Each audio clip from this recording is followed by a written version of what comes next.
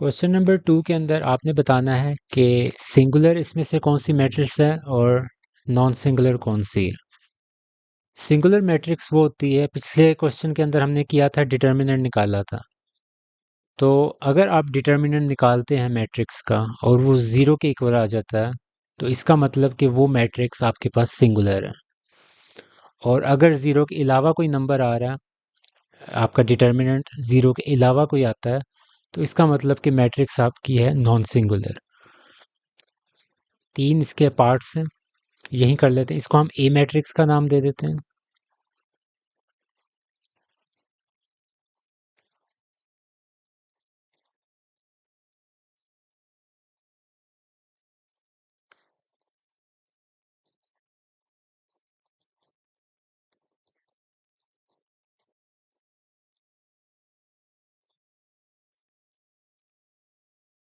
इसका डिटर्मिनेंट निकाल लें।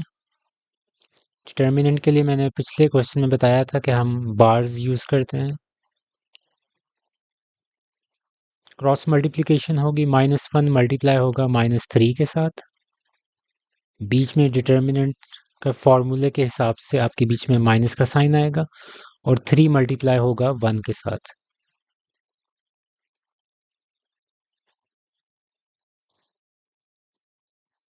तो 3 - 3 क्या आंसर आया? 0। तो जब 0 आंसर आएगा आपके डिटर्मिनेंट का, तो आप कह सकते हैं मैट्रिक्स क्या है? Matrix is singular.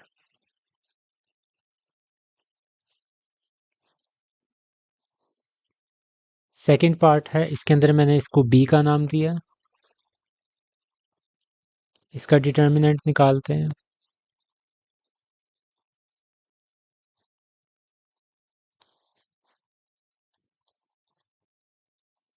Three multiply by 9 -8 multiply by 4।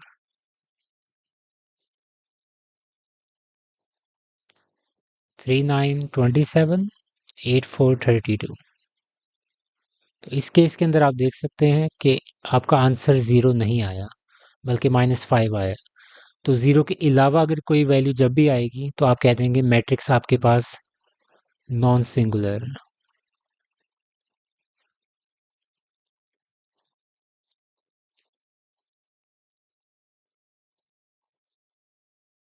आखिरी पार्ट है, उसको हमने सी का नाम दे दिया मैट्रिक्स को। सी का डिटर्मिनेंट निकाल लें।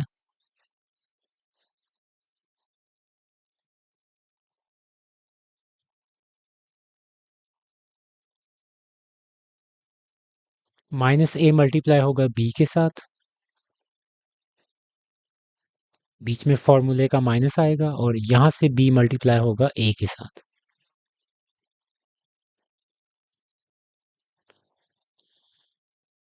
ये हो जाएगा -ab। ये भी क्या हो जाएगा? -ab। Commutative property of multiplication होती है कि आप ab लिख दें या ba लिख दें, एक ही बात है।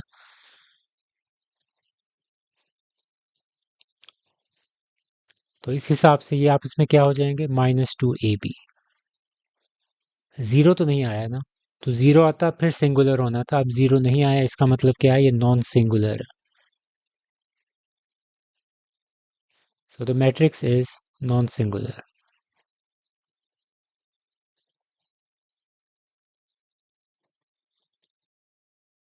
क्वेश्चन 3 के अंदर आपने सबसे पहले इन्वर्स निकालना है मैट्रिसेस का, और उसके बाद फिर आपने शो करना है कि अगर आप इन्वर्स को जो आपने निकाला है उसको दोबारा अपनी ओरिजिनल मैट्रिक्स के साथ मल्टीप्लाई करते हैं तो आपके पास आइडेंटिटी मैट्रिक्स बननी चाहिए। और यहाँ इन्होंने एक लाइन ऐड की हुई है, if the inverse does not exist give reason. तो ये हम आगे देखेंगे कि कब इन्वर्स एग्जिस्ट नहीं करेगा, उसकी क्या रीज़न होती है। तो मैट्रिक्स ए कहा हुआ है, तो यानी कि हर मैट्रिक्स जो है उसको आप ए ही कंसिडर करेंगे। ये थोड़े से लेंथी क्वेश्चंस हैं।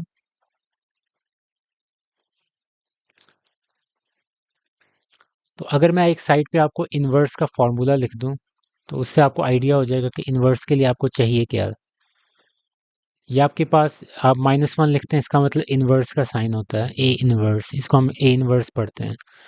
ए इनवर्स में होता है आपके पास 1/a डिटर्मिनेंट, और उसको हम मल्टीप्लाई करते हैं एडजॉइंट ऑफ ए से।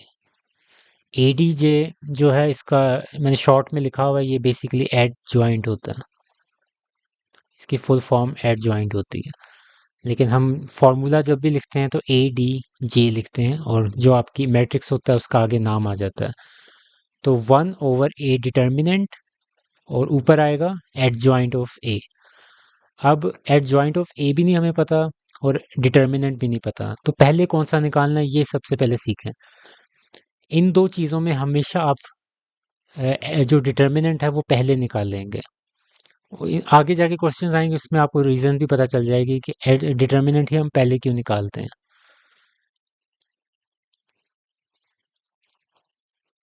तो इसका आप डिटर्मिनेंट निकाल लें।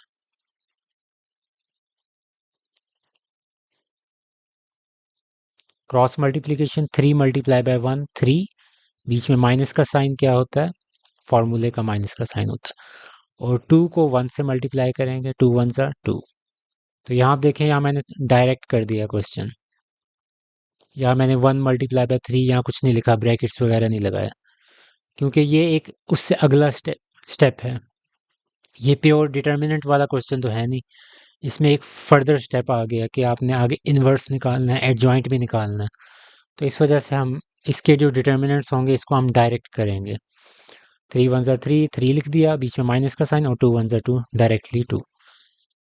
तो ये आपके पास क्या आ गया, डिटर्मिनेंट आया। अब डिटर्मिनेंट क्या आया, पिछले क्वेश्चन में हमने पढ़ा था कि सिंगुलर होता है, नॉन सिंगुलर होता है, तो यहाँ वो वाला कॉन्सेप्ट यूज़ होगा। अब 1 आया तो इसका मतलब ये कौन सा डिटर्मिनेंट मैट्रिक्स क्या हुई, नॉन सिंगुलर हुई।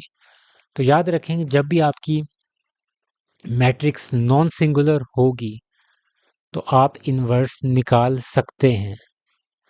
मैट्रिक्स नॉन सिंगुलर है तो आप इन्वर्स निकाल सकते हैं। मैट्रिक्स सिंगुलर हो गई, यहाँ आपके पास फर्ज करें 0 आ जाता, तो आपने वहीं रुक जाना था। रुक जाने का क्या मतलब है, आपने आंसर लिख देना था, as the matrix is singular we can not find the inverse. तो वहीं इन्वर्स आपने निकालना ही नहीं था, निकल ही नहीं सकता, पॉसिबल नहीं था। तो यहाँ क्योंकि नॉन सिंगुलर है तो अब हम निकाल लेंगे। तो उसके बाद क्या चाहिए था, हमें एडजॉइंट चाहिए था। तो अब हम एडजॉइंट ऑफ मैट्रिक्स ए निकालेंगे। एडजॉइंट बड़ी आसान चीज़ होती है, ये देखें इसको निकालते कैसे हैं। सबसे पहले इस डायगोनल को देखें, 1 और 3 आ रहे हैं ना इस वाले डायगोनल में, इसकी आपने जगह चेंज कर देनी है। जो ये वाला डायगोनल है इसकी आपने वैल्यूज़ की जगह चेंज कर देनी है। 3 आ जाएगा इस जगह पे, 1 आ जाएगा नीचे। हमेशा जब भी इस तरह की मैट्रिसेस होंगी आपने जगह चेंज कर देनी इस डायगोनल वाली जगह। और ये जो डायगोनल है इसके आपने साइंस चेंज कर देने, जगह चेंज नहीं करनी। 2 है तो -2 हो जाएगा, 1 है तो -1 हो जाएगा। तो इसको हम राइट डायगोनल कहते हैं, उसको हम लेफ्ट डायगोनल कहते हैं। तो जो लेफ्ट डायगोनल है उसकी आपने जगह चेंज करनी है, और जो राइट डायगोनल है आपके पास उसके आपने साइन चेंज करने हैं। सिंपल। तो अब आपके पास फॉर्मूला क्या था, 1/a डिटर्मिनेंट एडजॉइंट ऑफ ए। तो यहाँ आपके पास वैल्यूज आ चुकी हैं, आप वैल्यूज पुट कर दें। 1/a डिटर्मिनेंट, ऊपर हमारे पास डिटर्मिनेंट क्या निकला था, 1 था,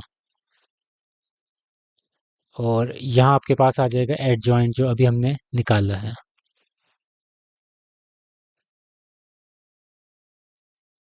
1/1 तो कुछ भी नहीं होता, 1 ही होता है, तो आप इसको इग्नोर कर सकते हैं। आपके पास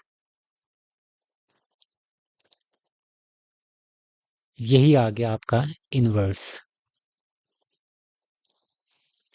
तो यहाँ तक तो एक पार्ट कंप्लीट हो गया कि आपने इन्वर्स निकाल लिया। अब यहाँ से आगे नेक्स्ट पार्ट स्टार्ट होता है, show that A inverse multiply by A is equal to identity matrix. A inverse A, तो सबसे पहले आप ए इनवर्स की वैल्यू लिखेंगे जो अभी हमने निकाली है, उसके बाद ए मैट्रिक्स जो आपकी ओरिजिनल मैट्रिक्स है 1 2 1 3।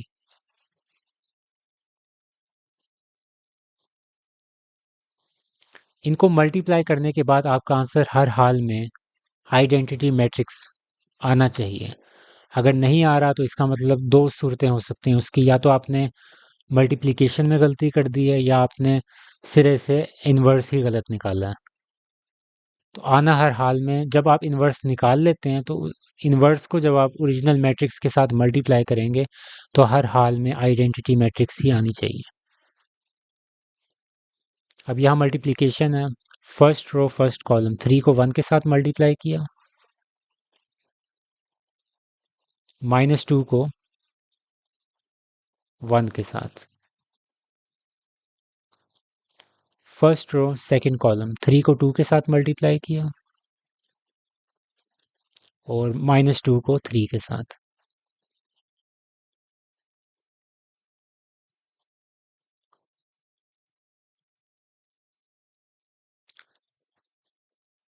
सेकंड रो फर्स्ट कॉलम -1 को -1 के साथ और इस 1 को इस 1 के साथ। सेकंड रो सेकंड कॉलम -1 को 2 के साथ और 1 को 3 के साथ।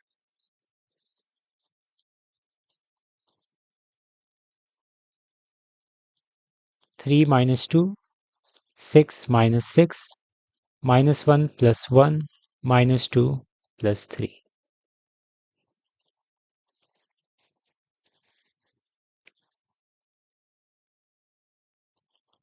1 0 0 1, ये आपके पास ए इनवर्स ए का आंसर आया। और ये आपके पास क्या होता है 1 0 0 1, यही तो आपके पास आइडेंटिटी मैट्रिक्स होती है।